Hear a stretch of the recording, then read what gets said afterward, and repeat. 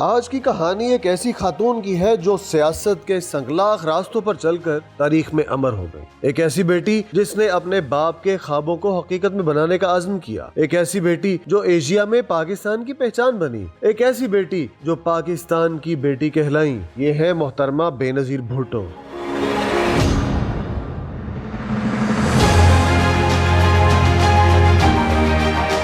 مشرق کی بیٹی اور پاکستان کی پہلی خاتون وزیر اعظم۔ 21 جون 1953 کو کراچی میں ذوالفقار علی بھٹو اور نصرت بھٹو کے گھر ایک ننھی سی مسکراہٹ نے جنم لیا، جس کا نام رکھا گیا بے نظیر۔ بچپن سے ہی ذہین، خود اعتماد اور سوال کرنے والی خاتون، انہوں نے کراچی گرامر اسکول سے تعلیم حاصل کی، پھر امریکہ کی ہارورڈ یونیورسٹی گئی جہاں انہوں نے بین الاقوامی تعلقات یعنی انٹرنیشنل ریلیشنز میں ڈگری حاصل کی۔ بعد میں برطانیہ کی آکسفورڈ یونیورسٹی میں داخلہ لیا۔ وہ آکسفورڈ یونیورسٹی کی ڈیبیٹنگ سوسائٹی کی صدر بھی منتخب ہوئی، جو کہ نہ صرف محترمہ بے نظیر بھٹو بلکہ پاکستان کے لیے ایک تاریخی اعزاز تھا۔ 1970 کی دہائی میں جب پاکستان کی سیاست ایک نئے موڑ پر تھی، ذوالفقار علی بھٹو عوامی سیاست کے علمبردار بن کر ابھرے۔ بے نظیر جو ابھی طالب علم تھی، اپنے والد کے شانہ بشانہ سیاست کے رموز سمجھنے لگی، مگر تقدیر نے کروٹ بدلی۔ جنرل ضیاء الحق نے مارشل لا نافذ کیا، ذوالفقار علی بھٹو گرفتار ہوئے اور پھر 1979 میں پھانسی دے دیے گئے۔ محترمہ بے نظیر بھٹو کو کئی بار نظر بند کیا گیا۔ انہوں نے قید و بند کی صحبتیں برداشت کی، لیکن ان کا حوصلہ کبھی نہ ٹوٹا۔ انہوں نے اپنے والد کی جد و جہد کو آگے بڑھانے کا عزم کر لیا تھا۔ آخرکار 1984 میں وہ جلا وطنی اختیار کرنے پر مجبور ہوئی۔ لندن میں بیٹھ کر انہوں نے جمہوریت کی بحالی کے لیے عالمی سطح پر آواز بلند کی،